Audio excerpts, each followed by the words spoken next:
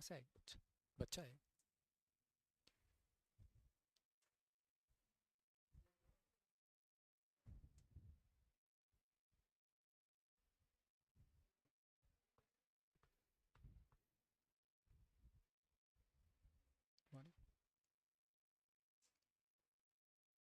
Hello बच्चों, welcome to Rao institute.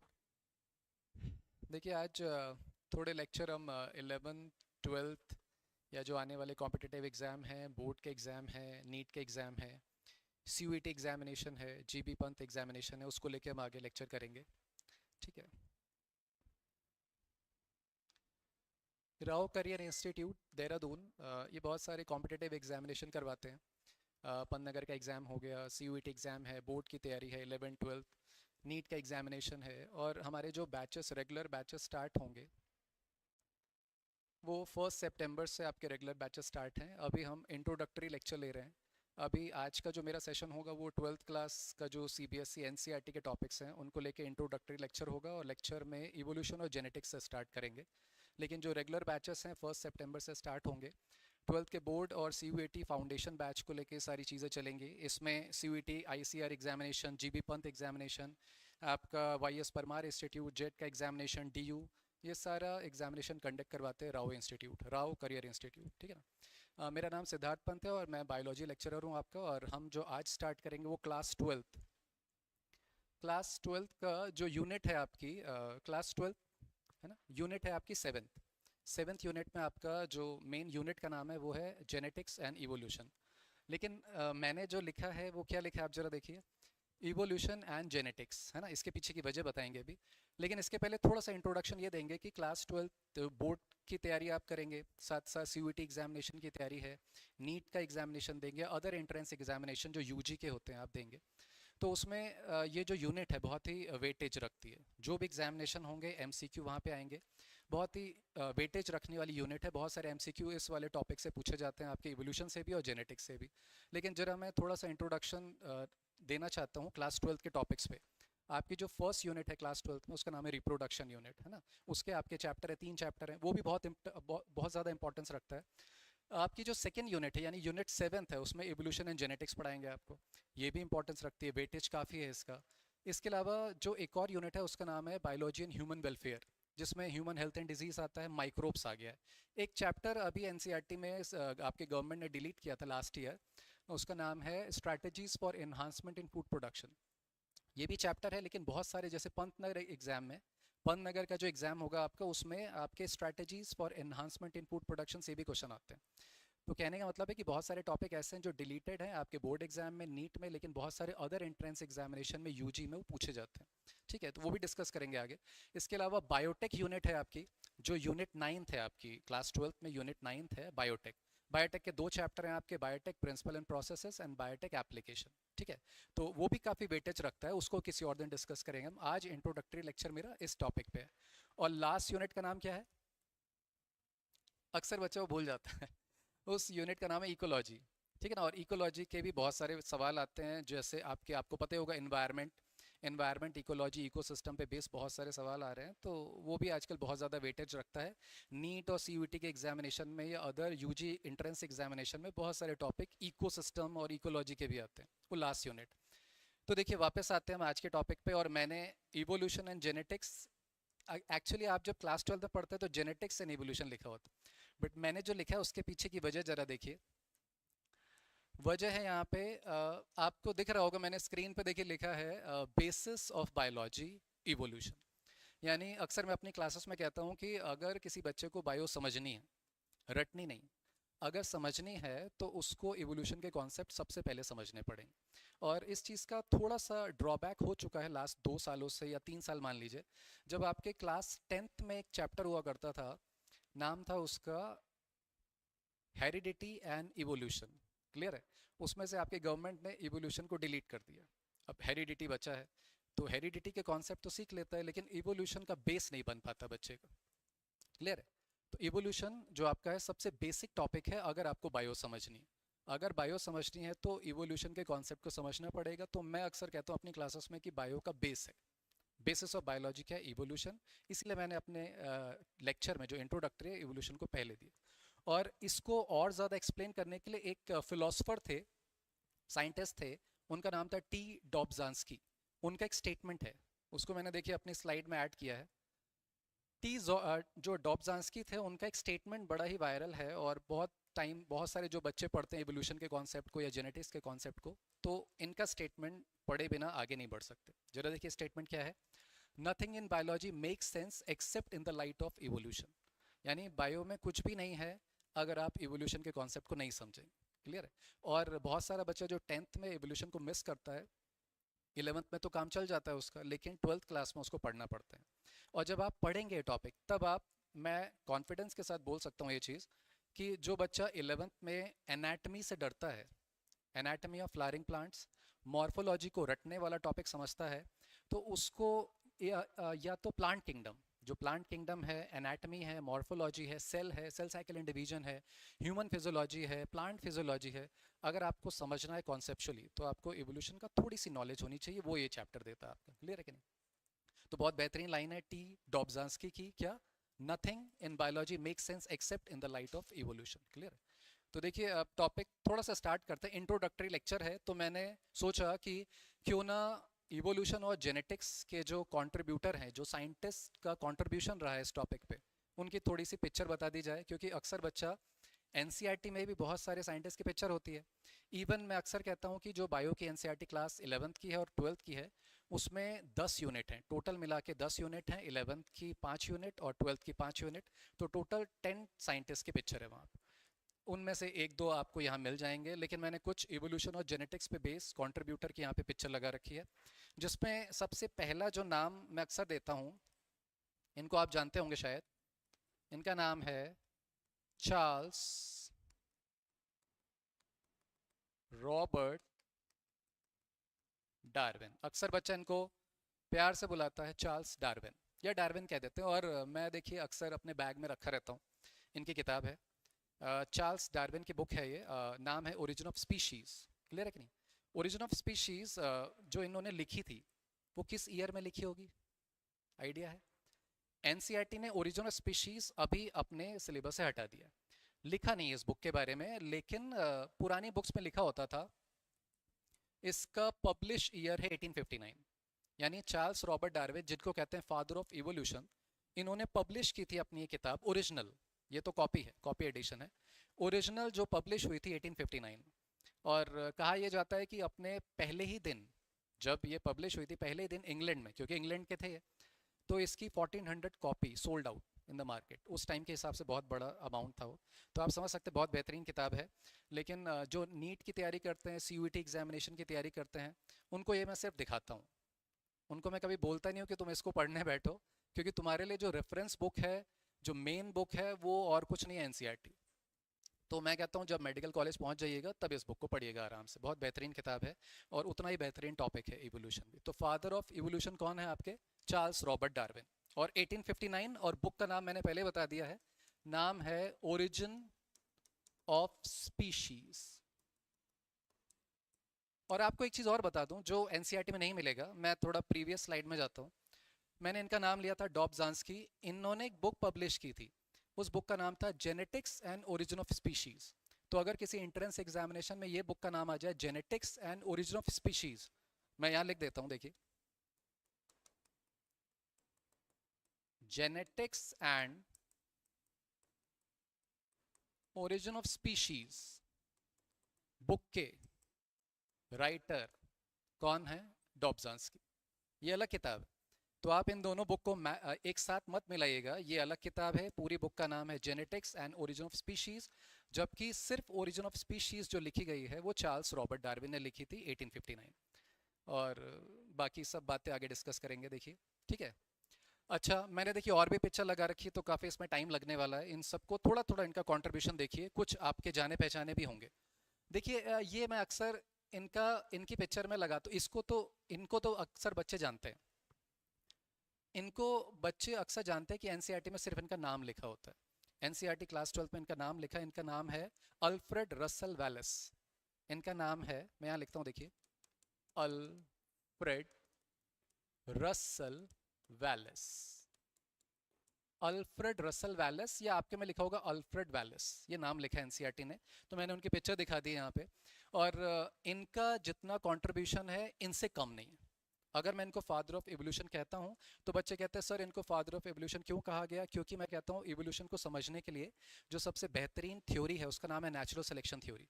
तो natural selection theory was given by Charles Robert Darwin. लेकिन आपको पता है कि इन्हीं के ही कंटेम्प्रेरी थे अल्फ्रेड रसल वैलेस, यानी उन्हीं के टाइम पीरियड, दोनों एक ही टाइम पीरियड के साइंटिस्ट हैं। और इन्होंने भी नेचुरल सिलेक्शन थ्योरी दी अपने हिसाब से, यानी नेचुरल सिलेक्शन थ्योरी को सपोर्ट करने वाले ये दोनों साइंटिस्ट। लेकिन ज़्यादा नाम हो गया इनका, इनके पब्लिकेशन का नाम ज़्यादा हो गया, इनकी रिसर्च का नाम ज़्यादा हो गया। तो मैं एक डिफरेंस बताता हूँ, बोर्ड के एग्जाम और सीयूईटी एग्जाम और नीट के एग्जामिनेशन में क्या डिफरेंस आता है इन दोनों के बीच में। वो कहता है कि चार्ल्स रॉबर्ट डार्विन के नेचुरल सिलेक्शन थ्योरी को सपोर्ट किसने किया? Alfred Russell Wallace. पहला क्वेश्चन। वहां लिखा है कि वहां एनसीईआरटी की लाइन लिखी है कि दोनों साइंटिस्ट यानी कि चार्ल्स डार्विन और अल्फ्रेड वैलेस दोनों सेम कंक्लूजन पे पहुंचे, और उस कंक्लूजन का नाम क्या था? Natural selection. दो क्वेश्चन। लेकिन तीसरा सवाल आएगा इन दोनों के बीच में डिफरेंशिएशन क्या है। तो चार्ल्स डार्विन ने अपनी रिसर्च के लिए जिस आइलैंड का यूज किया, जिस आइलैंड पे रिसर्च करी, उसका नाम है गैलापेगस आइलैंड। क्या नाम है? अगर मैं कहूं चार्ल्स डार्विन जिस आइलैंड पे रिसर्च करने गए, उस आइलैंड ग्रुप का नाम क्या है? गैलापेगस आइलैंड, है ना। और मैं दिखा देता हूँ, देखिए स्लाइड मैंने बना रखी है, नीचे है, वो एक्सप्लेनेशन के टाइम पे आएगा।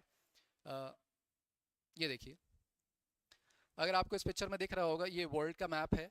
इसमें आपके जो चार्ल्स डार्विन है, मैंने पहले ही कहा इंग्लैंड के साइंटिस्ट थे वो, है ना। और चार्ल्स डार्विन नेचुरलिस्ट थे।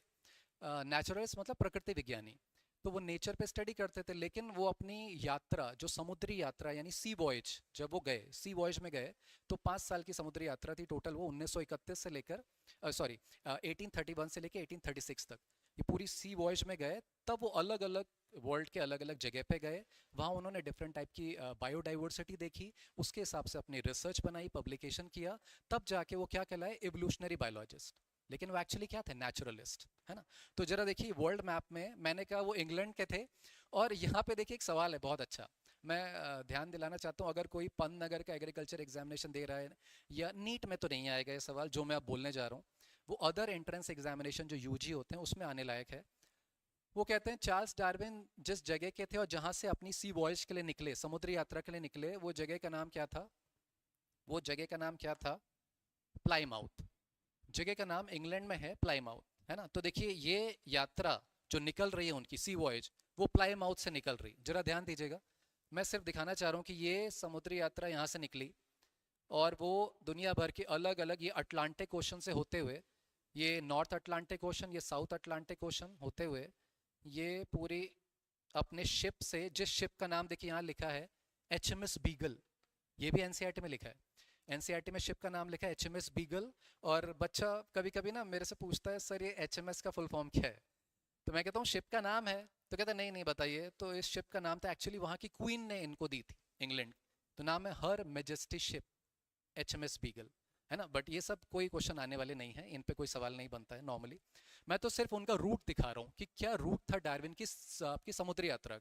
तो देखिए वो निकले और यहाँ से गए और यहाँ से आए, और ऑस्ट्रेलिया से होते हुए वापस कहाँ पहुंचे? क्लियर है कि नहीं? तो कहने का मतलब एनसीईआरटी ने तो बड़े हल्के में उसको समझा दिया कि अपने HMS बीगल से निकले, सी वॉयज पे निकले, लेकिन उनका रूट मैंने यहाँ पे दिखाया है, और इंग्लैंड के जिस वाली जगह से निकले थे उसका नाम था प्लाईमाउथ। तो बच्चा कहता है सर आप तो कह रहे थे कि इस पे बेसिक सवाल आने लायक है। तो मैं कहूँगा कि अभी फिर से मैंने बोला, मैं रिपीट कर रहा हूँ इस चीज़ को, कि एक चैप्टर हुआ करता था strategies for enhancement in food production. यानी अक्सर जब मैं ये बात करता हूँ तो मैं कहता हूँ कि बताइए पहले तो स्ट्रैटेजीज जो बनानी चाहिए हमें फूड प्रोडक्शन को एनहांस करने के लिए, यानी फूड प्रोडक्शन की मात्रा बढ़े, उसके लिए हम स्ट्रैटेजीज अपना रहे हैं। तो ये चैप्टर का नाम था strategies for enhancement in food production. तो बताइए कि फूड प्रोडक्शन को एनहांस कराने की ज़रूरत क्यों पड़ रही? जो फूड है हमारा, खाद्य पदार्थ हैं, दुनिया भर में फूड प्रोडक्शन को एनहांस करा, जैसे तरह तरह के क्रॉप की वैरायटी बनाई जा रही, तो क्यों? उसका एक कारण बताइए, एक रीजन क्यों हमें फूड प्रोडक्शन को एनहांस कराने की जरूरत पड़ रही। उसका एकमात्र कारण है, और वही कारण है सारे दुखों का। दुनिया भर के दुखों का एक ही कारण है, वो लोग समझ नहीं रहे शायद, लेकिन है तो वही। इंडिया का भी पॉपुलेशन, जनसंख्या वृद्धि। तो पॉपुलेशन जितनी बढ़ती जाएगी, आपको खाद्यान्न उत्पादन, फूड प्रोडक्शन उतना ही ज़्यादा करना पड़ेगा। उसी पे बेस वो चैप्टर था, strategies for enhancement in food production.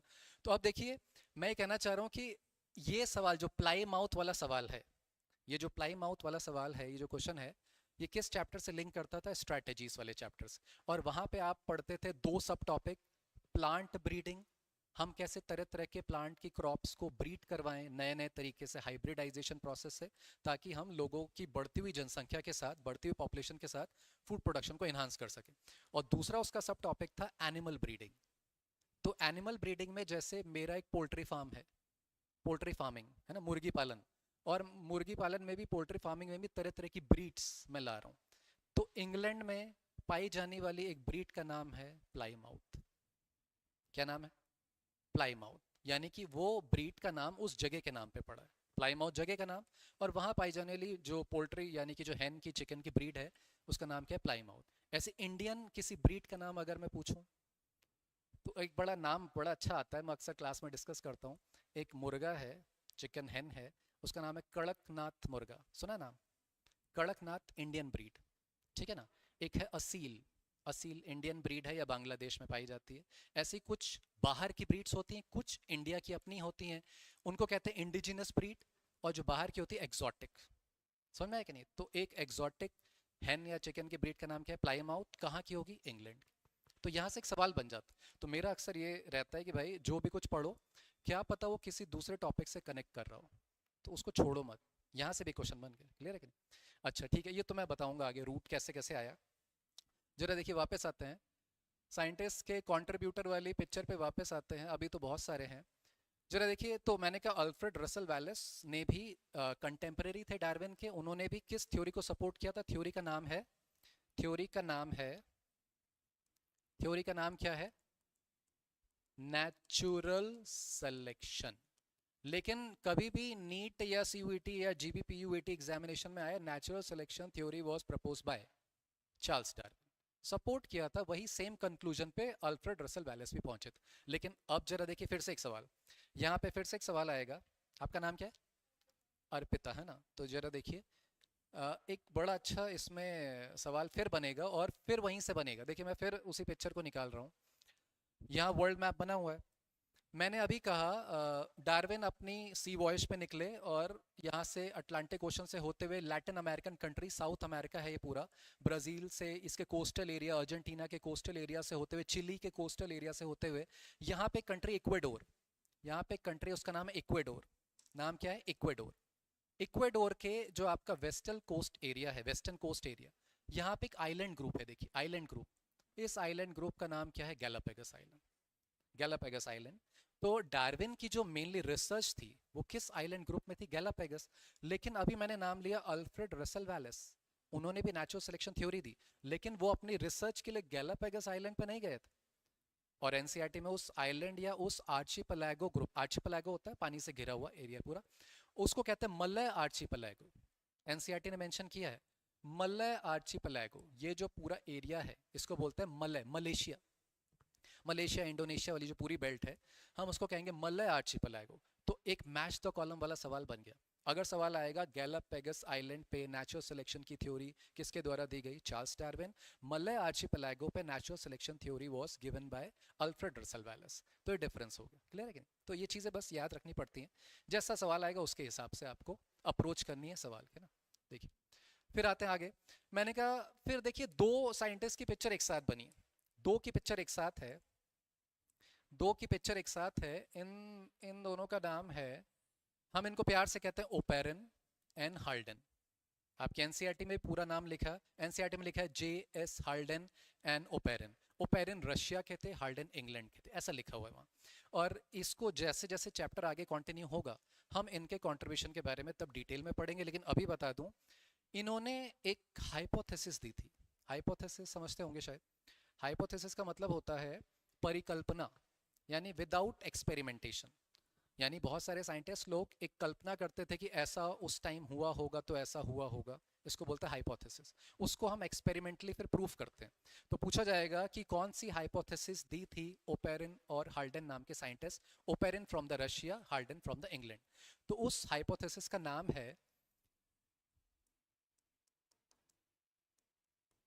Chemical evolution hypothesis. अब देखिए मैंने यहाँ पे लिखा है केमिकल इवोल्यूशन हाइपोथेसिस। तो देखिए अब थोड़ा सा यहाँ बताना बनता है मुझे। अब बच्चा कहेगा सर टॉपिक तो हम समझ रहे हैं, लेकिन आप मुझे आसान भाषा में बताइए इवोल्यूशन क्या है। बहुत ही आसान शब्दों में इवोल्यूशन का मतलब क्या है। तो मैं कहता हूँ देखो, एक होता है पूरी लेंदी डेफिनेशन।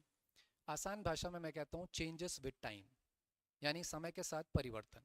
और समय के साथ जो परिवर्तन या चेंजेस विद टाइम होगा, इसको हम बायो की भाषा में वेरिएशन भी कहते हैं।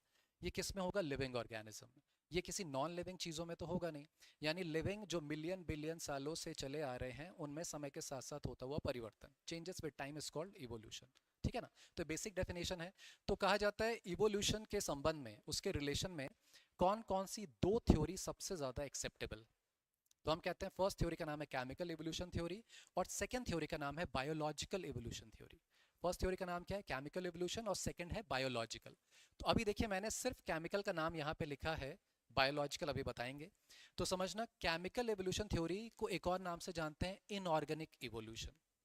इनऑर्गेनिक इवोल्यूशन, और आसान भाषा में कहें तो नॉन लिविंग चीज़ों से लिविंग चीज़ों का बनना। तो यानी कौन से साइंटिस्ट ने सबसे पहले एक हाइपोथेटिकल एनालिसिस करी थी केमिकल एवोल्यूशन से रिलेटेड, नाम है साइंटिस्ट का ओपेरिन और हाल्डन। और इनकी जो रिसर्च का एरिया है वो कहा जाता है 1935 या 1936।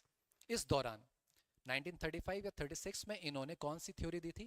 Chemical evolution theory, also known as inorganic evolution. ये आपकी बुक में लिखा है, एनसीईआरटी में आपके चैप्टर का जो सेकंड पेज है वहीं पे इनका नाम दिया है। तो आप इसको चेक कर सकते हैं, आप देखिएगा। लेकिन वही मैं कह रहा हूँ कि एनसीईआरटी ने बहुत सारी बातें एक्सप्लेन की ही नहीं, वो हम धीरे धीरे करेंगे। आज तो इंट्रोडक्टरी लेक्चर है, हम पूरा बता रहे हैं ना। तो आएगा जब भी ओपेरिन हाल्डन ने कौन सी हाइपोथेसिस या थ्योरी दी, केमिकल एवोल्यूशन या इनऑर्गेनिक एवोल्यूशन। ठीक है ना? यानी चीजें किससे बन रही? नॉन लिविंग चीजों से लाइफ का आना। तो अब बच्चा इसका कॉन्ट्रास्ट वाला निकाल सकता है कि बायोलॉजिकल एवोल्यूशन का मतलब क्या होता है? लाइफ से ही लाइफ का आना। तो बच्चा मेरे से पूछता है सर क्या हुआ होगा स्टार्टिंग में। तो मैं कहता हूँ देखिए पहले यूनिवर्स बना होगा, देन अर्थ बनी होगी या बाकी प्लैनेट्स बने होंगे, अर्थ पे फिर लाइफ आई होगी, और लाइफ जब आई होगी यानी अर्थ की जो कंडीशन है हैबिटेबल हुई, रहने के लिए हैबिटेबल हुई। देन उसमें जब लाइफ आई है, तो जो फर्स्ट लाइफ आई है वो नॉन लिविंग चीज़ों से बनी, यानी उसमें कौन सा प्रकार का इवोल्यूशन हुआ है? केमिकल। लेकिन जब एक बार लाइफ बन गई, उससे जो आगे लाइफ कंटिन्यू हुई, वो कौन सा इवोल्यूशन है? बायोलॉजिकल। अब बच्चा कहता है सर मैंने एक पेपर दिया एंट्रेंस एग्जामिनेशन, उसमें chemical evolution match the column आया तो मैंने ओपेरिन हाल्डन लगा दिया, लेकिन बायोलॉजिकल एवोल्यूशन आया तो मैं लगा नहीं पाया। तो मैंने कहा बायोलॉजिकल जो एवोल्यूशन है वो आपके चैप्टर में अंदर दिया है, और मैंने कहा उसका नाम है ऑर्गेनिक इवोल्यूशन। और उससे रिलेटेड अगर कोई दो साइंटिस्ट का नाम पूछे, दो, मैं अभी दो ही बता रहा हूँ, एक का नाम है चार्ल्स डार्विन और एक का नाम है लेमार्क। देखिए यहाँ लिखा है, लेमार्क का नाम भी एनसीईआरटी में है। हाँ, उनके कंट्रीब्यूशन को, उनकी रिसर्च को अब बहुत सारे लोग नहीं मानते, और एनसीईआरटी में पर्टिकुलर एक लाइन लिखी हुई है, nobody believe this conjecture any more. NCERT में लाइन लिखी लेमार्क के लिए, nobody believe this conjecture any more, यानी उनके द्वारा दिए गए मत को अब मान्यता प्राप्त नहीं है। Nobody believe this conjecture any more किसके लिए लिखा हुआ? लेमार्क के लिए। और इनका पूरा नाम है, फ्रांस के थे ये। मैं हमेशा कहता हूँ देखिए एनसीईआरटी जब आप पढ़ रहे हैं तो बहुत सारे इंट्रेंस एग्जामिनेशन में अगर सवाल बनाने को नहीं है ढंग का, तो वो ऐसे ऐसे सवाल भी बना रहे हैं, पूछते हैं कि लेमार्क कहाँ के नेचुरलिस्ट थे। तो वहाँ लिखा है फ्रेंच नेचुरलिस्ट। कहाँ के थे? French naturalist. वो इंग्लैंड के थे, ये फ्रेंच थे। तो कहा जाता है कि लेमार्क और डार्विन ने किस एवोल्यूशन थ्योरी को प्रपोज या प्रमोट किया? बायोलॉजिकल एवोल्यूशन या ऑर्गेनिक एवोल्यूशन। और केमिकल एवोल्यूशन मैंने दो नाम बताई दिए, ओपेरिन एंड हाल्डन। ठीक है ना? तो कहने का मतलब आप साइंटिस्ट के जो कंट्रीब्यूशन है ना, उनको इग्नोर करके बहुत सारी चीज़ों को समझ नहीं पाएंगे। तो मेरा ये कहना होता है हमेशा ही कंट्रीब्यूशन पढ़िए, उस पर बेस सवाल आ रहे हैं, है ना। अच्छा, अब देखिए इधर अर्पिता जी आप, है ना, कि मैंने देखिए इन दोनों की पिक्चर बनाई और साथ ही साथ इन महाशय की पिक्चर भी बना रखी है। इनका नाम है मिलर, स्टैनले मिलर। और अब आ गया बोर्ड का वो सवाल। आपके एनसीईआरटी में जब भी आप अपने चैप्टर का थर्ड पेज खोलेंगे, first page, second page, third page, जैसे ही पलटेंगे उस पेज को, वहां पे मिलर के एक्सपेरिमेंट की पूरी पिक्चर बनी। मिलर का एक्सपेरिमेंट, वो धीरे धीरे आएगा चैप्टर में। लेकिन जो मिलर का एक्सपेरिमेंट है, ऐसी पिक्चर बनी, फ्लास्क बना है, उसमें इलेक्ट्रोड लगे हुए हैं ऐसे करके, ये है मिलर। इन्होंने क्या किया मालूम है, क्या किया? हाँ हाँ हाँ। नहीं नहीं, रेडियो वाला नहीं था ऐसा, मिलर का सिंपल है, मतलब पढ़ेंगे उसको डिटेल में, लेकिन अभी मैं सिर्फ ये बता रहा हूँ। अभी मैंने कहा इन्होंने क्या दिया, हाइपोथेसिस। ओपरेन हाल्डेन ने ईयर 1935-36 के दौरान क्या दिया, हाइपोथेसिस, कि कैसे फर्स्ट लाइफ आई होगी अर्थ पे, कैसे अर्थ पे फर्स्ट लाइफ आई होगी। ओपरेन हाल्डेन ने हाइपोथेसिस दी, लेकिन उस हाइपोथेसिस पे बेस्ड एक्सपेरिमेंट किसने परफॉर्म किया, स्टैनले मिलर। समझ में आया? सवाल बना कि नहीं? पूछा जाएगा कि फर्स्ट लाइफ ऑन अर्थ को लेके एक्सपेरिमेंटेशन किसने किया, तो बच्चा लगा देगा ये नहीं लगाना, एक्सपेरिमेंटेशन थोड़ी ना किया इन्होंने, हाइपोथेसिस दी।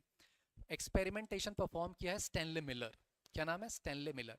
और पुरानी एनसीईआरटी में ना इनके एक को वर्कर या को साइंटिस्ट का भी नाम लिखा होता था, यूरे। तो पहले नाम होता था Urey and Miller, Urey and Miller. और कभी कभी बोर्ड और आईएससी बोर्ड एग्जामिनेशन में यूरे और मिलर का एक्सपेरिमेंट लिखने को आ जाता है। तो यूरे को साइंटिस्ट थे, साथ ही साथ थे मिलर के। बट ठीक है, जो एनसीईआरटी ने लिखा मिलर का एक्सपेरिमेंट है ना, इसको हम डिटेल में पढ़ेंगे आगे। लेकिन मैंने एक बहुत ही बेहतरीन सवाल बता दिया, एक्सपेरिमेंटेशन की बात आएगी तो आप बताएंगे मिलर, और हाइपोथेसिस की बात आएगी तो ओपरेन हाल्डेन। ठीक है ना, आसान, धीरे धीरे पढ़ेंगे इसको। अच्छा, मैंने देखिए यहाँ पे इसको कर दे, इनकी थोड़ी पिक्चर साफ कर देता हूँ। ये भी बहुत महान आदमी थे, ये ना डार्विन से भी पहले हैं, ये भी डार्विन से पहले आए। और बच्चे अक्सर कहते हैं सर इनको हमने कहीं देखा नहीं एनसीईआरटी में। मैंने कहा इनकी पिक्चर ही नहीं एनसीईआरटी में, एनसीईआरटी में पिक्चर नहीं, लेकिन इनका नाम लिखा है, शायद आप पहचान जाएं अगर जिसने एनसीईआरटी पढ़ी है। नौ, इनका नाम है थॉमस माल्थस। थॉमस माल्थस एक पॉपुलेशन जेनेटिक्स पे स्टडी करने वाले साइंटिस्ट थे। तो देखिए पहला सवाल तो यही बन गया, मैंने लिखा Thomas Malthus, Thomas Malthus, Thomas Malthus किस साइंस की किस ब्रांच पे या किस फील्ड में अपनी स्टडी के लिए जाने जाते हैं, तो आंसर है पॉपुलेशन जेनेटिक्स। एनसीईआरटी ने पॉपुलेशन लिखा है सिर्फ, हमने पूरा बता दिया population genetics, population genetics, population genetics नाम है, प्लीज इसको याद रखिएगा, पॉपुलेशन जेनेटिक्स। क्या नाम है? और अभी देखिए इसको रिलेट भी करेंगे, तो जब भी आएगा सवाल कि थॉमस माल्थस का नाम एनसीईआरटी में क्यों है, तो देखिए वहां जहां लिखा है इनका नाम, वहां पे दो लाइन है, एक तो किस फील्ड के साइंटिस्ट थे, पॉपुलेशन जेनेटिक्स या पॉपुलेशन लिखा है, और इनसे इन्फ्लुएंस कौन थे, इनसे प्रभावित कौन थे।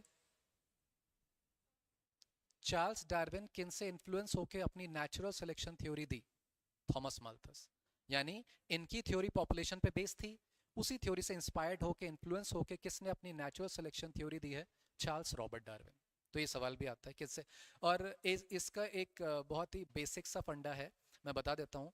जैसे कोविड के टाइम पे जब कोविड हुआ था 2021-20 के दौरान, पूरा इसकी जो वेव्स आई थी अलग अलग, तो बहुत सारी पॉपुलेशन ख़त्म हो गई। तो कहते हैं कि अर्थ या नेचर इतनी पावरफुल है कि उसमें रिसोर्सेस लिमिटेड है, तो वो समय समय पर टाइम टाइम पे उसमें जो रहने वाले पॉपुलेशन है वो एलिमिनेट करती रहती है। नेचर बहुत पावरफुल है, वो जो पॉपुलेशन को एलिमिनेट भी करती रहती है, क्योंकि उसके पास रिसोर्सेज क्या है, लिमिटेड। तो ये चलता रहता है, और इसी पे बेस्ड है आपका एक चैप्टर आने वाला, ऑर्गेनिज्म एंड पॉपुलेशन, इकोलॉजी में आएगा। ठीक है ना, तो सब लिंक करेंगे। तो इनके बहुत बेहतरीन थ्योरी थी पॉपुलेशन जेनेटिक्स, और इनसे प्रभावित थे ये, कौन सी थ्योरी दे डाली, नेचुरल सिलेक्शन। ठीक है ना, बहुत सारे सवाल। अच्छा, बच्चे कहेगा ठीक है सर आपने पॉपुलेशन जेनेटिक्स को ऐसे क्यों मार्क कर दिया है, बहुत ज़्यादा इंपॉर्टेंस रखता है क्या? मैंने कहा हाँ, क्योंकि एनसीईआरटी ने थॉमस माल्थस के बारे में ज़्यादा नहीं बताया, लेकिन एनसीईआरटी ने पॉपुलेशन जेनेटिक्स थ्योरी जिन्होंने और आगे एक्सप्लेन करी, उन दो साइंटिस्ट के बारे में बताया है। और उन दो साइंटिस्ट का नाम है, इनका नाम है हार्डी। क्या नाम है? हार्डी। और ये बगल वाले जी का नाम है वीनबर्ग। इनका नाम क्या है? वीनबर्ग। तो आता है आपके बोर्ड एग्जाम में, हार्डी वीनबर्ग इक्वेशन लिखिए, हार्डी वीनबर्ग थ्योरी बताइए। तो ये हार्डी हैं, एक मैथमेटिशियन थे और एक फिजिशियन थे। तो हार्डी वीनबर्ग की इक्वेशन लिखने को आती है, धीरे धीरे चैप्टर कंटिन्यूएशन होगा तो उसमें पढ़ेंगे। बहुत इंपॉर्टेंट टॉपिक है, बोर्ड के एग्जाम में भी, CUET, other entrance examination, Pant, अगर नीट, सब में आता है हार्डी वीनबर्ग थ्योरी। तो जब भी आएगा कि हार्डी वीनबर्ग थ्योरी किस बायो की फील्ड पे बेस्ड है, पॉपुलेशन जेनेटिक्स। पॉपुलेशन जेनेटिक्स के बारे में 18th सेंचुरी में किस साइंटिस्ट ने बताया? Thomas Malthus.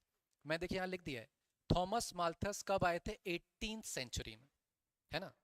और चार्ल्स डार्विन किस सेंचुरी के हैं? 19th century. तो आजकल आपको पता है नीट के एग्जाम और सीयूईटी एग्जाम में अगर स्टेटमेंट बेस्ड सवाल आ रहे हैं, मानो आप कोई भी यूजी का एंट्रेंस एग्जामिनेशन दे रहे हैं, उसमें बायो में स्टेटमेंट बेस्ड सवाल आ रहे हैं, तो वो ना आपके वर्ड्स को अलट पलट रहा है, इंटरचेंज कर रहा है। तो कहीं ऐसा ना लिख दे कि थॉमस माल्थस प्रभावित थे चार्ल्स डार्विन से। तो आपको मैंने क्रोनोलॉजी बता दी है, पहले कौन आया, तो जाहिर सी बात है कौन किससे इन्फ्लुएंस होगा? चार्ल्स डार्विन इन्फ्लुएंस थे किससे? Thomas Malthus. क्लियर है कि नहीं? तो ऐसी छोटी छोटी बातों को ध्यान रखेंगे तो गलती कम होगी, है ना। अच्छा, अब देखिए लगभग लगभग मैंने सारे साइंटिस्ट के नाम बता दिए हैं, इनका कंट्रीब्यूशन बता दिया है।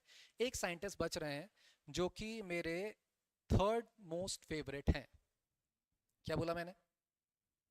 थर्ड मोस्ट फेवरेट, यानी सबसे ज़्यादा जो फेवरेट साइंटिस्ट हैं वो आपको शायद बातों में लग ही चुका होगा। मेरे मोस्ट फेवरेट साइंटिस्ट का नाम है चार्ल्स डार्विन, थ्योरी है नेचुरल सिलेक्शन। सेकंड नंबर पे जो है वो भी आपके 12th क्लास में बनी है picture, doctor M S Swaminathan. आपके ह्यूमन हेल्थ एंड डिजीज वाले चैप्टर से जस्ट पहले एक साइंटिस्ट की पिक्चर है, doctor M S Swaminathan, father of green revolution in India. वो मुझे बहुत पसंद है। सेकंड और third most favourite, Louis Pasteur. नाम क्या है इनका? शायद आपने सुना होगा नाम। नाम क्या है? इनको लुई पास्चर भी कहते हैं या लुइस पास्चर कहते हैं। और ये है फादर ऑफ मॉडर्न माइक्रोबायोलॉजी। कौन है? Father of modern microbiology. आप इनको फादर ऑफ माइक्रोबायोलॉजी नहीं कहिए, father of modern micro please, क्योंकि फादर ऑफ मॉडर्न माइक्रो है ये। बच्चा कहता है अगर आप कह रहे हैं कि ये फादर ऑफ मॉडर्न माइक्रोबायोलॉजी है तो फादर ऑफ माइक्रोबायोलॉजी कौन? तो मैंने कहा वो भी नाम था क्लास 11th में। क्लास 11th में उनका नाम है, लिखा नहीं है बस वहां पे कि फादर ऑफ माइक्रोबायोलॉजी कौन। उनका नाम लिखा था एंटोन या एंटोनी वॉन लिवेनहॉक। शायद नाम याद हो, सेल चैप्टर में नाम था। सेल चैप्टर में देखिए एक नाम आप बहुत अच्छे से याद करते हैं, रॉबर्ट हुक। पहली डेड सेल देखी कॉर्क सेल में। उसके बाद पहली लिविंग सेल किन्होंने देखी? एंटोन वॉन लिवेनहॉक या Antony van Leeuwenhoek. Class 11th में सेल चैप्टर के फर्स्ट पेज पे लिखा है। वो है फादर ऑफ माइक्रोबायोलॉजी, यानी अपने बनाए हुए माइक्रोस्कोप से उन्होंने बहुत सारे माइक्रो ऑर्गेनिज्म को देखा था। तो फादर ऑफ माइक्रोबायोलॉजी कौन है? Antonie van Leeuwenhoek. और फादर ऑफ मॉडर्न माइक्रो कौन है? Louis Pasteur. बहुत इंपॉर्टेंट। अब बच्चा फिर वो तो सवाल पूछेगा हमसे, वो कहेगा सर इनको मॉडर्न माइक्रो के फादर क्यों कहा गया? तो मेरा सिंपल सा आंसर है कि देखिए माइक्रोबायोलॉजी जो फील्ड होती है वो माइक्रो ऑर्गेनिज्म की स्टडी को कहते हैं। माइक्रो ऑर्गेनिज्म की स्टडी को कहते हैं माइक्रोबायोलॉजी। कि तरह तरह के माइक्रो ऑर्गेनिज्म जो सॉइल में है, एयर में, हमारी बॉडी में हमें डिजीज कॉज करते हैं, पानी में है, इन सब की स्टडी को क्या बोलते हैं? माइक्रोबायोलॉजी।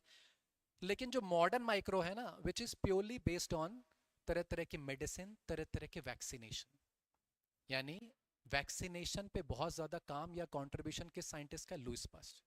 इसलिए इनको कहा जाता है फादर ऑफ मॉडर्न माइक्रो। बहुत इंपॉर्टेंट सवाल। फादर ऑफ मॉडर्न माइक्रो कौन है? Louis Pasteur. और बच्चा इनको 7th क्लास से ही पढ़ना शुरू कर देता है। कैसे? हाँ, चैप्टर तो बहुत सारे हैं, micro organism, friends and foe, why do we fall ill, है ना। लेकिन उसमें एक टॉपिक होता था पास्चराइजेशन। एक टॉपिक था पास्चराइजेशन। नहीं याद आ रहा है तो सबके यहाँ वो दूध के पैकेट आते होंगे, बटर का पैकेट आता होगा, मट्ठा जो बटर मिल के आता होगा, उसमें पीछे लिखा रहता है, पलट के देखिए, pasteurisation process.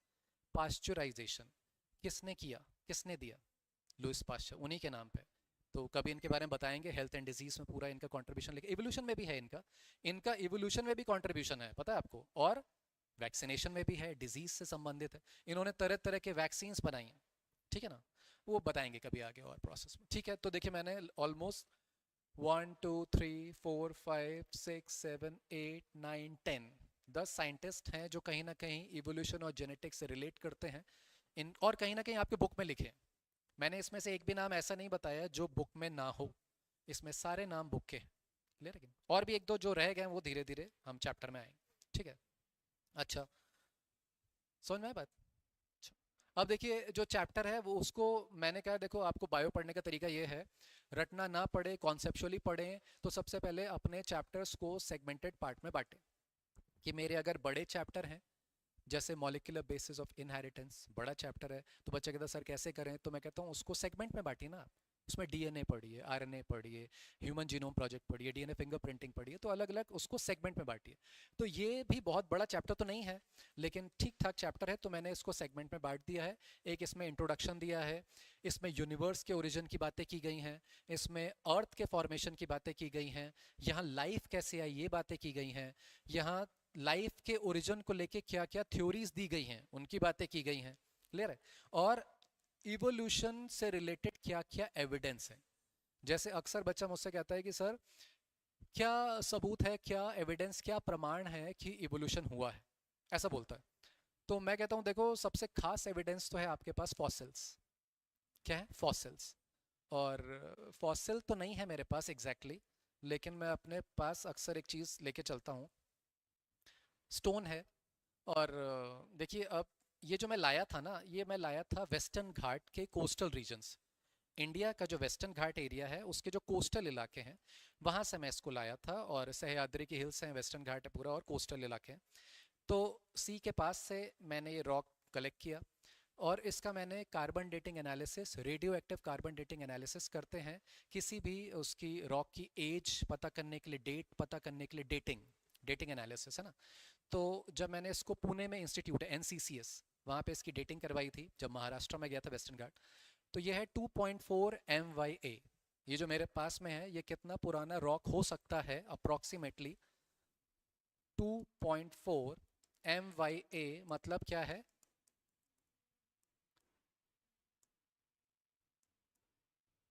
2.4 million years ago. 2.4 million years ago, यानी इसको अगर मैं लाख में करूं तो 24 लाख साल पुराना। ये कोस्टल रीजन जो इंडिया का बेल्ट है पूरा, वेस्टर्न घाट वाली, ये बहुत पुरानी है। और अब बचा गया कि सर हमें क्या लेना देना इसका, हमारे किस काम का? तो मैंने कहा देखो, काम का हो सकता है अगर आप इसको रिलेट कर लें। किसके साथ? आपके इसी एनसीईआरटी के इवोल्यूशन टॉपिक में सबसे एंड टॉपिक है, एंड टॉपिक का नाम है ह्यूमन इवोल्यूशन। क्या नाम है? ह्यूमन इवोल्यूशन, ये दिया है। और जब आप अपने एनसीईआरटी में ह्यूमन इवोल्यूशन नाम के टॉपिक पे जाते हैं, वहां पे कैसे इंसान का इवोल्यूशन हुआ, तो एक क्रोनोलॉजिकल टाइम पीरियड दिया है वहाँ। जैसे अभी वाले ह्यूमन को हम कहते हैं मॉडर्न मैन। मॉडर्न मैन हमसे जो पहले रहे होंगे उनको कहते हैं क्रोमैग्नन। क्रोमैग्नन से पहले रहे निएंडरथल, उनसे पहले होमो इरेक्टस, होमो हेबेलिस, ऑस्ट्रेलोपिथेकस। तो जहाँ ऑस्ट्रेलोपिथेकस दिया है ना, वहाँ पे ऐसा कुछ डेटा लिखा है, ऑस्ट्रेलोपिथेकस लिखा है वहाँ पे ऐसा कुछ। ये देखिए मैं कुछ बना रहा हूँ, मान लीजिए मैंने अफ्रीका बना दिया, अफ्रीकन कॉन्टिनेंट बनाया। वहाँ लिखा है साफ साफ कि ऑस्ट्रेलोपिथेकस के बारे में लिखा है कि वो आज से 2 से 4 मिलियन साल पहले अफ्रीका के, ईस्टर्न अफ्रीका के ग्रास लैंड में घूमा करते थे। ये लाइन लिखी है प्रॉपर एनसीईआरटी ने। तो ईस्टर्न अफ्रीका देखिए, हो गया east, west, north, south. Eastern Africa के ग्रास लैंड में आज से 2 से 4 मिलियन साल पहले कौन से मानव या ह्यूमन घूमा करते थे? ऑस्ट्रेलोपिथेकस, ऐसा करके लिखा हुआ डेट। तो देखिए ये रॉक भी लगभग लगभग कुछ उतना ही पुराना है, पर ये इस रीजन का है, वो अफ्रीका की बात हो गई। तो कहने का मतलब बात समझ गए होंगे। और इसको किस मेथड से एनालाइज किया गया? Radio active carbon dating method है ना। तो ये भी आपके एनसीईआरटी में लिखा है। तो अब बताइए, जब भी आज के बाद कोई आपसे पूछता है कि इवोल्यूशन क्या सच में एक प्रोसेस है, तो आप कहेंगे हाँ, इवोल्यूशन एक कॉन्टिन्यूअस होने वाला प्रोसेस है। सभी लिविंग ओवर द टाइम जो उसमें चेंज आता है उसको बोलते हैं इवोल्यूशन। और ये एक सच्ची में होने वाली प्रक्रिया है, और बहुत ही धीमी, बहुत ही स्लो प्रोसेस है। कहते हैं ना, ग्रेजुअल प्रोसेस है, कॉन्टिन्यूअस प्रोसेस है।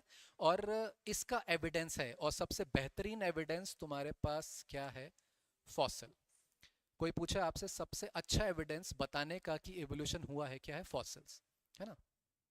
तो अभी अच्छा एक बात बताओ अर्पिता, कि जब फॉसिल, मान लीजिए तुमसे कोई एकदम से पूछे रैंडम कि फॉसिल, किसी एक बहुत ही कॉमन फॉसिल जो मिलते हैं वो कौन है?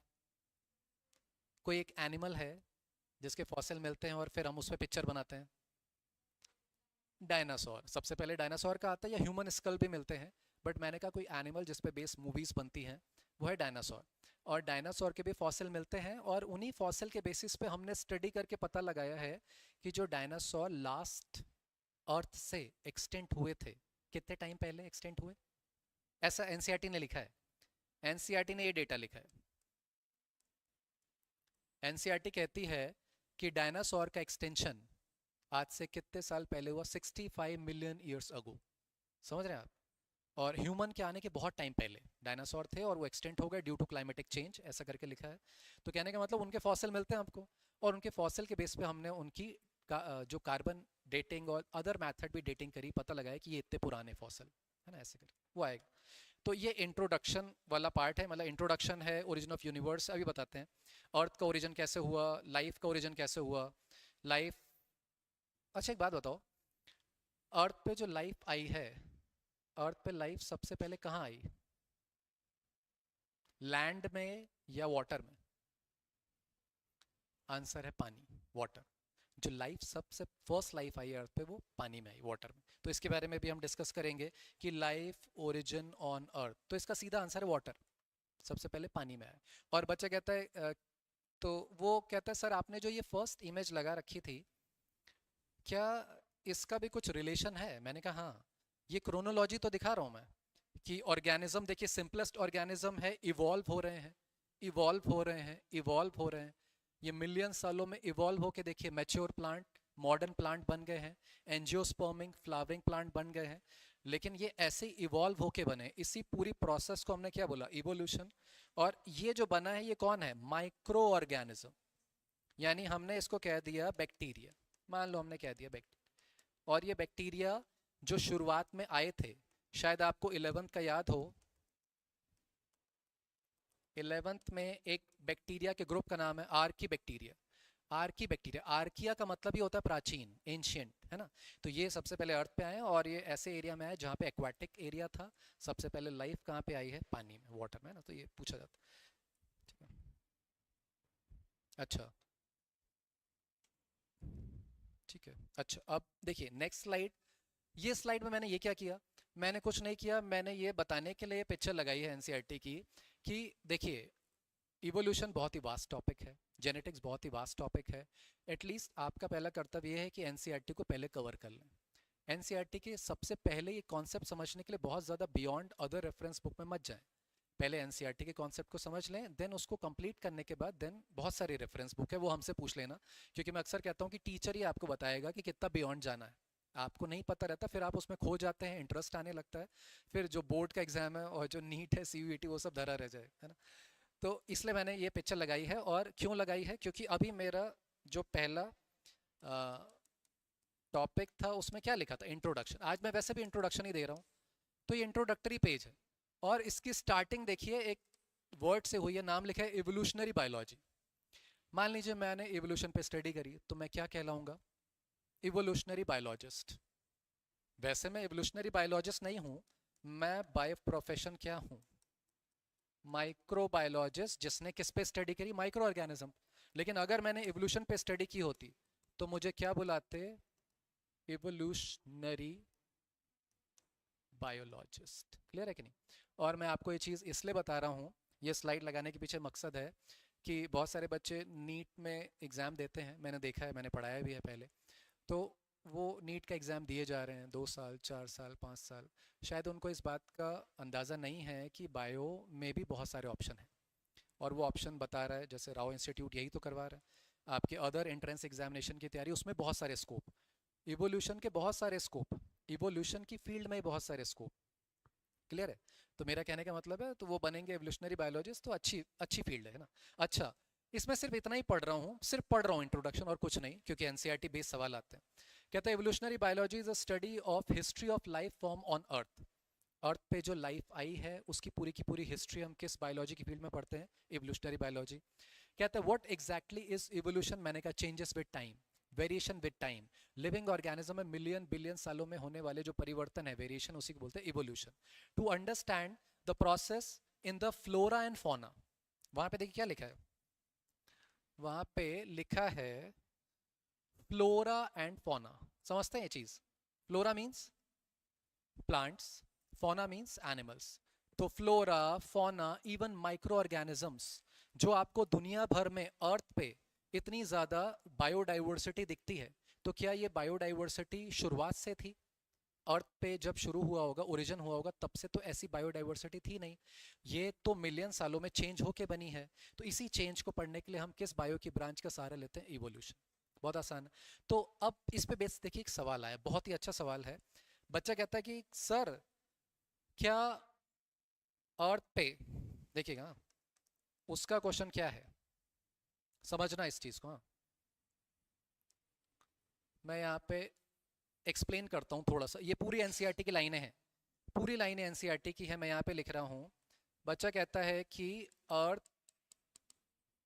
पर जो हमको बायोडाइवर्सिटी दिखती है, जो इतनी रिच, फैसिनेटिंग, अमेजिंग बायोडाइवर्सिटी दिखती है, फ्लोरा की, फौना की, माइक्रो ऑर्गेनिजम्स की, क्या वो अर्थ के ओरिजिन जब हुआ था उस टाइम, और कब हुआ था अर्थ का ओरिजिन? ऐसा कहा जाता है अर्थ कितने साल पहले ओरिजिनेट हुई होगी? 4.5 बिलियन ईयर्स अगो, ये एक डेटा है। अर्थ पे लाइफ कब आई है? अर्थ पे लाइफ आई है आज से 4 बिलियन ईयर्स अगो। अर्थ बनी इतने साल पहले, लाइफ आई इतने साल पहले। तो क्या जब लाइफ आई तो आज जो दिख रहा फ्लोरा, फौना और माइक्रो ऑर्गेनिज्म है वो वैसा ही था? नहीं, वो टाइम के साथ साथ चेंज हुआ है। तो फिर एक बच्चे का सवाल बता रहा हूं मैं। वो कहता है कि सर, एनसीईआरटी में तो ऐसा लिखा है कि अगर हम इंसान, इंडियंस और दूसरे भी जो कंट्री के अलग, जो दूसरे दूसरे रिलीजन को मानते हैं, उनके हिसाब से अर्थ बनाने वाले कौन है? तो सब कहते हैं गॉड है, भगवान है। तो उस थ्योरी को हम कहते हैं स्पेशल क्रिएशन थ्योरी। क्या बुलाते हैं? जैसे कोई पूछता है कि दुनिया किसने बनाई, तो हम कहते हैं गॉड ने बनाई, भगवान ने बनाई। तो इस थ्योरी को हमने नाम क्या दिया? Special creation theory. ये भी एक थ्योरी है और दुनिया भर के बहुत सारे साइंटिस्ट भी इसको मानते हैं। जैसे मान लीजिए मैं एक माइक्रोबायोलॉजिस्ट हूँ, मैं पढ़ा तो यहाँ रहा हूँ इवोल्यूशन, अभी शाम को जाऊँगा, आज कौन सा वार है? सोमवार। सोमवार, हाँ सोमवार है आज। सुबह गया होऊंगा शायद, मंदिर में जल चढ़ाया होगा, शाम को जाऊंगा, घर पे भी अगरबत्ती करेंगे। हूँ मैं साइंटिस्ट, हूँ मैं माइक्रोबायोलॉजिस्ट। ऐसे बहुत सारे साइंटिस्ट दिन भर तो ये ज्ञान देते हैं कि ऐसा कुछ नहीं है, और शाम को जाके हम दिया बत्ती जला रहे हैं। तो हम भी कहीं ना कहीं दिल से ये मानते हैं कि दुनिया किसने बनाई? किसी स्पेशल ने, और वो स्पेशल कौन है? गॉड। तो उस थ्योरी को हम कहते हैं स्पेशल क्रिएशन थ्योरी। ये दुनिया भर के बहुत सारे लोग मानते हैं, ठीक है, ये भी अपनी जगह। तो कहते हैं कि स्पेशल क्रिएशन थ्योरी अगर सही है तो उसके हिसाब से तीन तीन फैक्ट्स हैं। उसके हिसाब से तीन फैक्ट एनसीईआरटी ने दिए, तीन फैक्ट है ना, ध्यान दीजिएगा। वो तीन फैक्ट क्या है? अगर स्पेशल क्रिएशन थ्योरी के हिसाब से दुनिया बनी है, अर्थ बनी है, तो वो कहता है ये दुनिया सिर्फ कितने साल पुरानी है? 4000 साल। ऐसा एनसीईआरटी में लिखा है डेटा। तो वहां पे एक बहुत बेहतरीन लाइन लिखी है, वो कहता है कन्वेंशनल रिलीजियस लिटरेचर, यानी हिंदी में इसको कहते हैं परंपरागत धार्मिक ग्रंथ। जो हमारे परंपरागत धार्मिक ग्रंथ हैं, कन्वेंशनल रिलीजियस लिटरेचर, जो हम पढ़ते आ रहे हिंदू धर्म में, मुस्लिम में, क्रिश्चियनिटी में, सिख में, जैन, बुद्ध, उनके हिसाब से सभी धर्म इस बात को इंडिकेट करते हैं कि अर्थ कितने साल पुरानी है? 4000 साल। ये लिखा है एनसीईआरटी। तो साइंस के हिसाब से तो नहीं, साइंस ने तो भैया पूरी स्टडी करके एक बताया अप्रोक्सीमेटली कितने साल पुरानी अर्थ, 4.5, ऐसा लिखा। तो कन्वेंशनल थ्योरी के हिसाब से ये सारी कन्वेंशनल थ्योरी, यानी कि अर्थ 4000 साल पुरानी नहीं है, इस बात को सबसे पहले डिस्प्रूफ करने कौन निकले थे मालूम है? और भी लोगों ने कहा होगा, लेकिन एनसीईआरटी के हिसाब से लिखा है, इस बात को गलत साबित करने निकले थे चार्ल्स डार्विन। ठीक है ना? चार्ल्स डार्विन अपने किस शिप से निकले? HMS बीगल, ये लिखा है वहां। और अपने किस यात्रा पे निकले? सी वॉयज, समुद्री यात्रा पे। किस आइलैंड पे जाके उनको बहुत ज्यादा बायोडाइवर्सिटी देखी? Galapagos island. क्लियर है कि नहीं? तो आप समझ रहे हैं, कनेक्टेड सवाल बनते जाएंगे। तो पूछा जाएगा कि कन्वेंशनल थ्योरी जो कहती है कि अर्थ सिर्फ 4000 साल पुरानी है, ये साइंटिफिकली क्या हो जाता है? डिस्प्रूव हो जाता है, पहली चीज। बाकी अपनी जगह आस्था के हिसाब से सही है, फेथ के हिसाब से सही।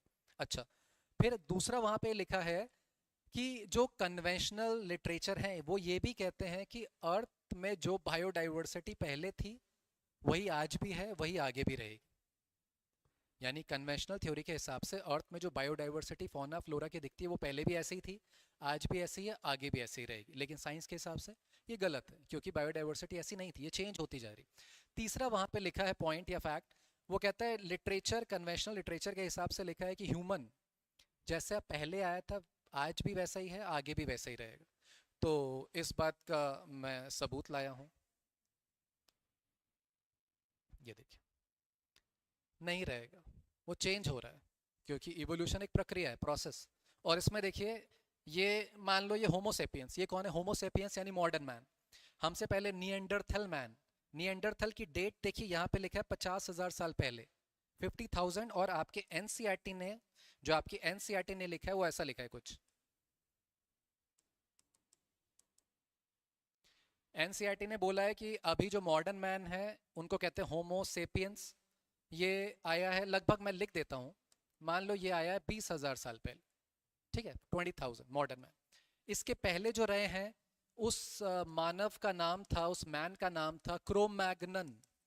क्रोमैग्नन का टाइम पीरियड मान लीजिए मैंने ऐसा लिख दिया अप्रोक्सीमेटली, है ना। उससे पहले जो मैन थे उनका नाम था निएंडरथल मैन। निएंडरथल का टाइम ड्यूरेशन लिखा है आज से इतना 1 लाख से लेकर 40,000 साल पहले निएंडरथल थे। उसके पहले होमो इरेक्टस, उसके पहले होमो हेबालिस, ऑस्ट्रेलोपिथेकस, अदर टाइप। तो आप खुद ही देख रहे हैं, ये जो आपकी स्कल बोन है इसी में ही कितना चेंजेस दिख रहा है। तो ह्यूमन जैसा पहले आया था वैसा आज नहीं है, आने वाले टाइम में और ज़्यादा चेंजेस होंगे, वेरिएशन आएंगे। हम इसी को बोलते हैं इवोल्यूशन का प्रोसेस। क्लियर है मेरी बात? तो इससे साफ ये पता लगता है चीज़ों का। क्लियर है कि नहीं? ठीक है,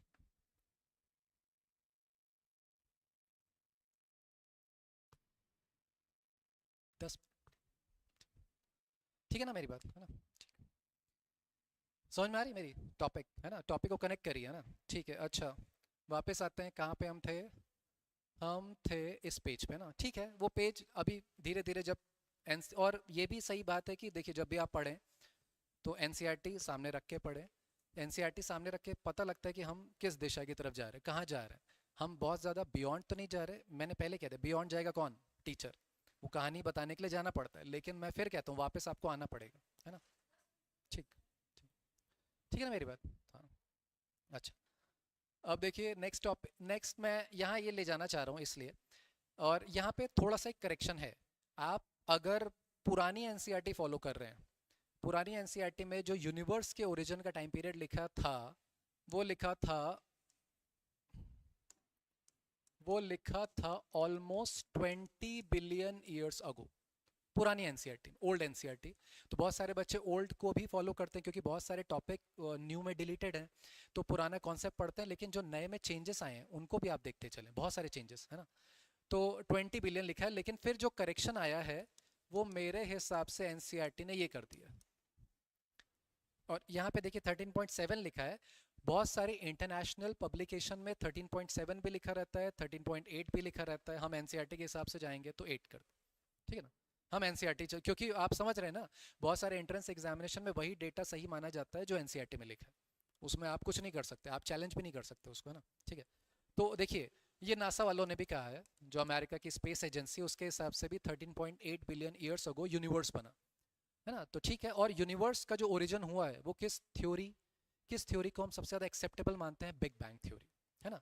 और ये सब चैप्टर में आएगा डिस्कस, आज तो इंट्रोडक्टरी पार्ट है मेरा, मैं बार बार कह रहा हूँ बिग बैंग थ्योरी। लेकिन एक बात बताओ, जब अक्सर मैं पढ़ाता हूँ क्लास में ना, तो कुछ बच्चे होते हैं जिनको पूछने की ज़्यादा आदत होती है।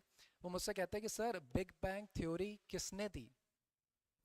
तो कोई कहता है स्टीफन हॉकिंग्स, और ये सबके नाम लेते हैं। मैंने कहा नहीं, स्टीफन हॉकिंग से पहले दी किसने है? बाद में सपोर्ट करने वाले तो बहुत सारे साइंटिस्ट। दी किसने है? पता है नाम? देखिए, बहुत फेमस थ्योरी है।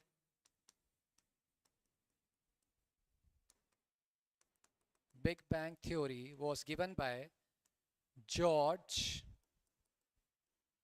एबे लेमैत्रे, ये नाम है।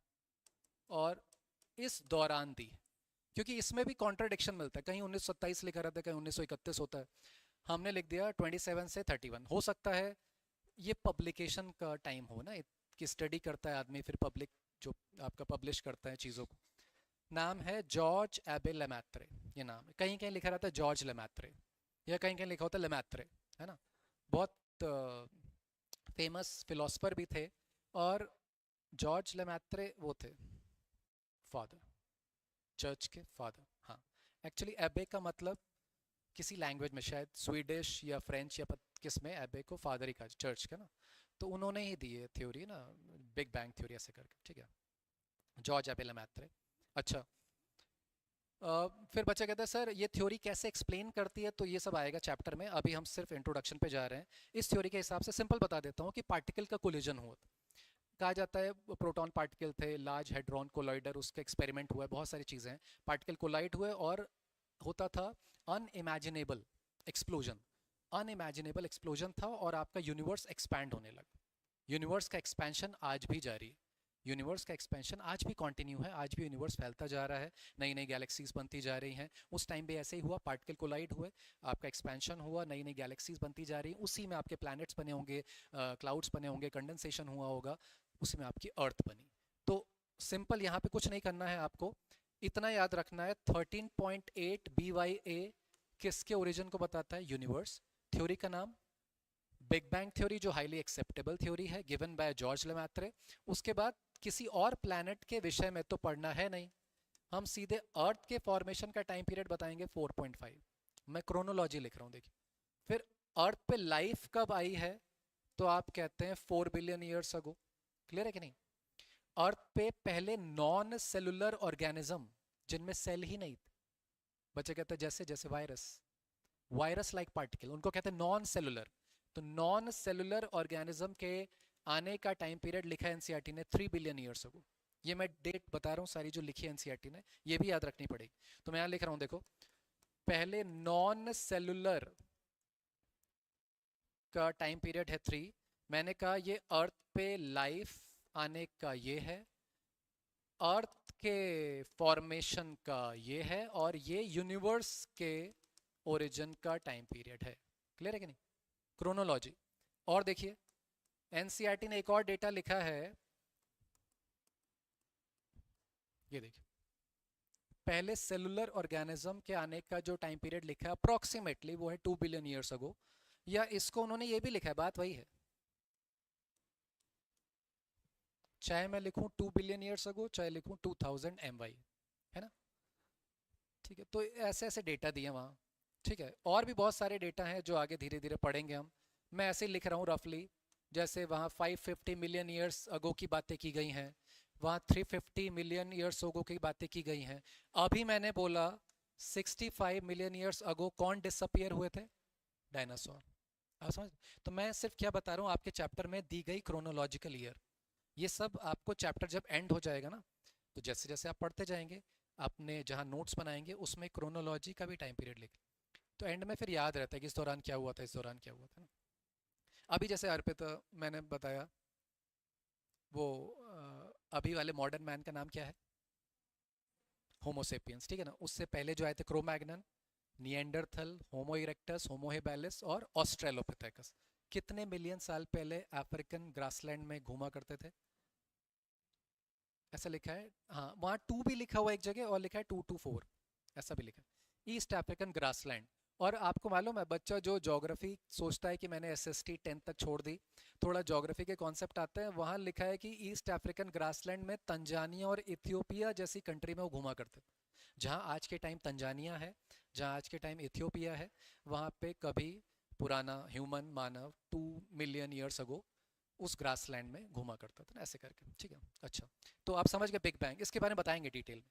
अच्छा, नेक्स्ट स्लाइड क्या है, ये पता है क्या बता रहा है, सोचो क्या लिखा है मैंने।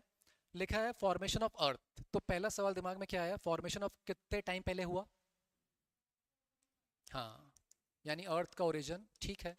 और अर्थ में इसको पिक्चर को देखते पता ही लग रहा है, बहुत ही ज़्यादा टेम्परेचर हुआ करता था, धीरे धीरे ये टेम्परेचर कूल डाउन हुआ और आपकी हर अर्थ क्या हुई, हैबिटेबल, लाइफ के लिए कंडीशन बनी। इसमें तो कंडीशन हो ही नहीं सकती थी, धीरे धीरे हैबिटेबल हुआ।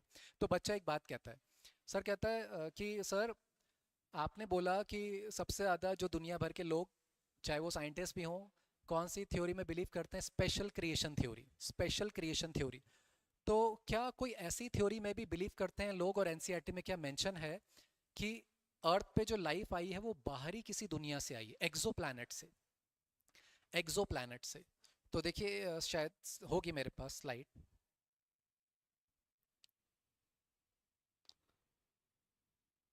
एक्सोप्लैनेट की, नहीं एक्सोप्लैनेट वाली मैंने स्लाइड नहीं दी, कोई बात नहीं। एक्सोप्लैनेट की जो स्लाइड थी, कोई बात नहीं, मैं ऐसे ही बताता हूँ। ये अर्थ है, देखिए अर्थ में कंडीशन हैबिटेबल बन रही थी, बहुत साल लग गए। मैंने अभी बताया अर्थ का फॉर्मेशन हुआ 4.5 बिलियन ईयर्स अगो, और अर्थ पे जो हैबिटेबल लाइफ कंडीशन आई है 4। तो अब बताओ, इसको अगर मैं लिख दूं मिलियन में, ठीक है, इसको लिख दूं मिलियन में, तो बताना अर्थ में लाइफ, सॉरी अर्थ के बनने के कितने टाइम बाद अर्थ में लाइफ आई। ये आंसर ये एनसीईआरटी ने लिखा, यानी अर्थ में लाइफ को आने को 500 मिलियन साल लगे, तो यानी कंडीशन हैबिटेबल बन रही थी। इसी दौरान क्या पता ऐसा हुआ हो कोई दूसरे प्लैनेट से, अदर प्लैनेट, अदर प्लैनेट, एक्सो प्लैनेट। और आपको पता है कहते हैं ना बायो में स्कोप नहीं है, एक और स्कोप पता है, बायो की एक फील्ड का नाम है, ब्रांच का नाम है एक्सोबायोलॉजी। एक्सोबायोलॉजी या एस्ट्रोबायोलॉजी, जो स्पेस में लाइफ का रिसर्च करते हैं, अध्ययन करते हैं।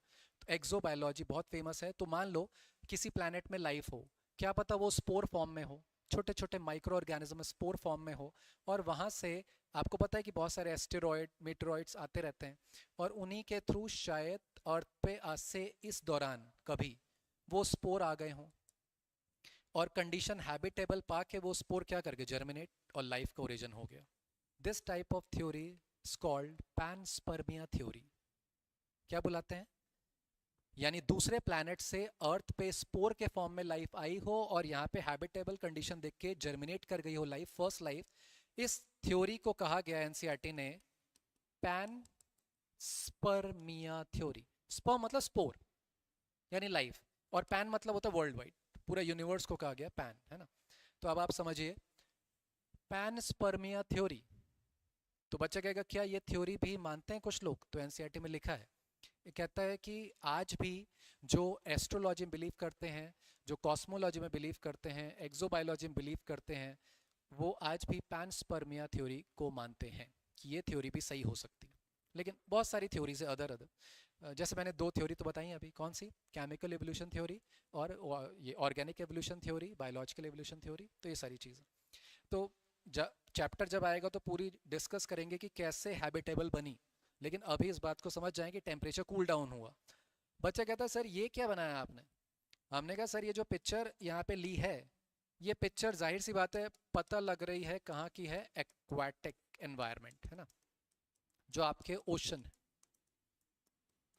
ओशन से मैंने ली है कि नहीं।